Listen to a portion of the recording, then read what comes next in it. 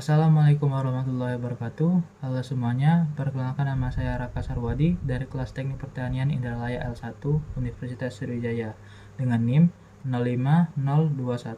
05021282530033. Di sini saya akan membahas learning journal yang saya buat dari tugas mata kuliah Sistem Informasi dan Pemrograman Komputer. Yang saya bahas ini adalah program QB64, yaitu sebuah software yang kami pelajari dalam mata kuliah ini. Dari pelajaran selama ini, saya memahami bahwa QB64 itu merupakan sebuah aplikasi atau software yang digunakan untuk membuat program-program komputer dengan bahasa basic. QB64 ini sebenarnya menggunakan atau mengembangkan dari QBasic yang udah lama, tetapi sudah lebih modern dan bisa dijalankan di komputer sekarang. Sehingga QB64 ini bisa berjalan dengan lancar dari dasar-dasar pemrograman seperti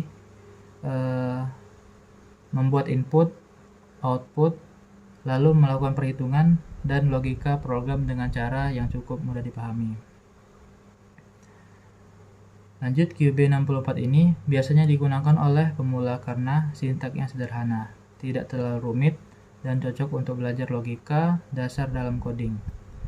Dari sini, kita bisa mulai memahami bahwa bagaimana sebuah program bekerja, mulai dari program tersebut menerima data, memproses, lalu menampilkan hasil. Lalu angka 64 pada QB64 itu software yang telah mendukung sistem 64 bit.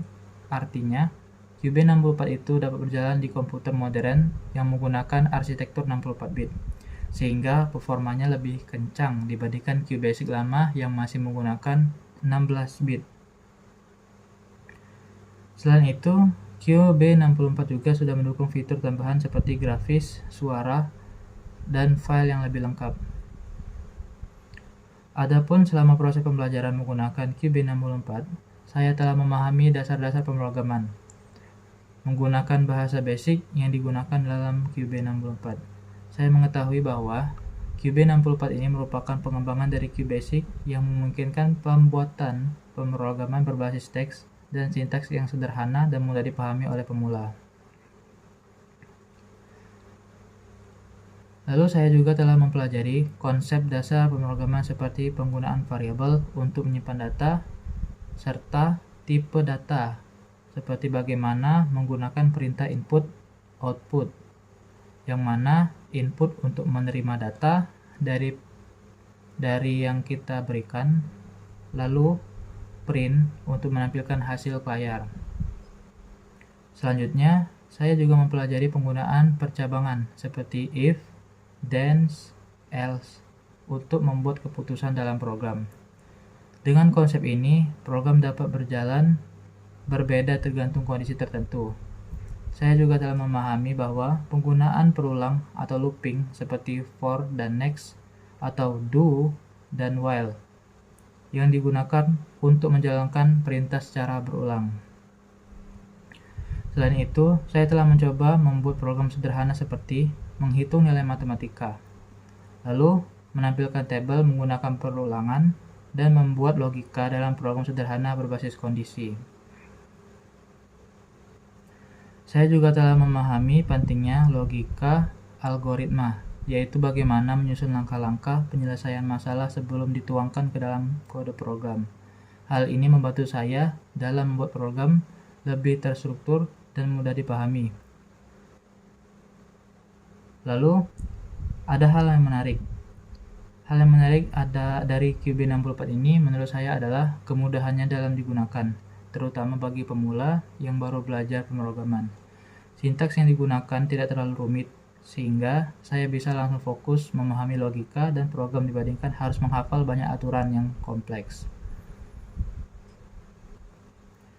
Lanjut, selain itu, menariknya di QB64 ini, kita bisa langsung menjalankan program yang kita buat dan hasilnya langsung terlihat.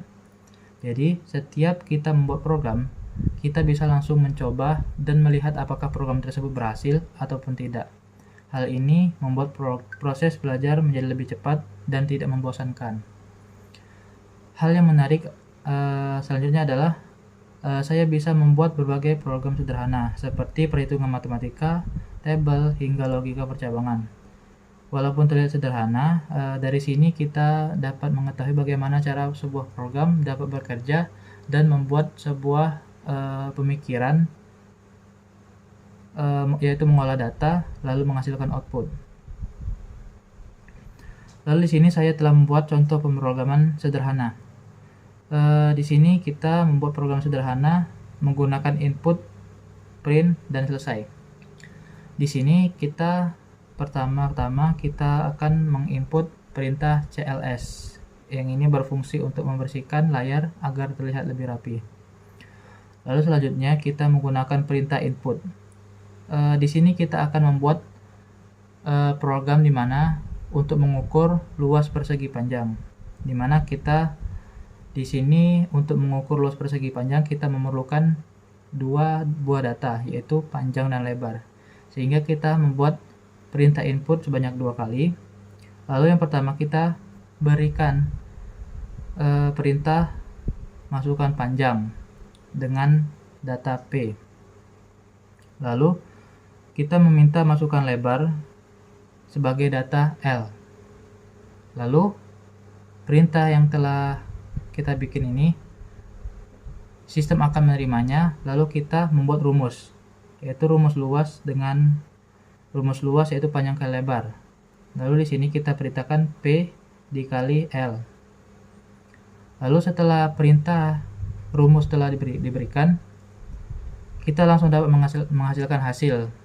Seperti kata saya tadi, untuk menampilkan hasil kita perlu memberikan perintah print dengan kata-kata luas persegi panjang, sehingga saat menampilkan hasil yang muncul adalah luas persegi panjang dan hasil luas yang telah dihitung oleh program tersebut sebelumnya. Lalu kita akhiri dengan N. Lanjut adalah refleksi diri. Dari proses pembelajaran menggunakan QB 64, saya dapat menyimpulkan bahwa kita dapat memahami dasar-dasar pemrograman seperti penggunaan variabel, input, dan output yang telah kita lakukan sebelumnya. Lalu ada lagi percabangan serta perulangan. Meskipun masih terdapat beberapa kesulitan, proses belajar ini memberikan pengalaman serta bermanfaat dan meningkatkan kemampuan kita dalam berpikir logis serta menyelesaikan masalah. Kedepannya, saya sendiri akan terus berlatih dan mengembangkan kemampuan pemrograman agar dapat membuat program yang lebih kompleks dan terstruktur dengan baik. Baik, mungkin itu saja yang dapat saya sampaikan dari learning journal yang saya buat dari mata kuliah Sistem Informasi dan Pemrograman Komputer. Saya harap video ini dapat bermanfaat bagi kita semua. Saya tutup, maaf apabila ada salah kata. Kepada Allah saya mohon ampun. Wabillahi taufiq wal hidayah. Wassalamualaikum warahmatullahi wabarakatuh.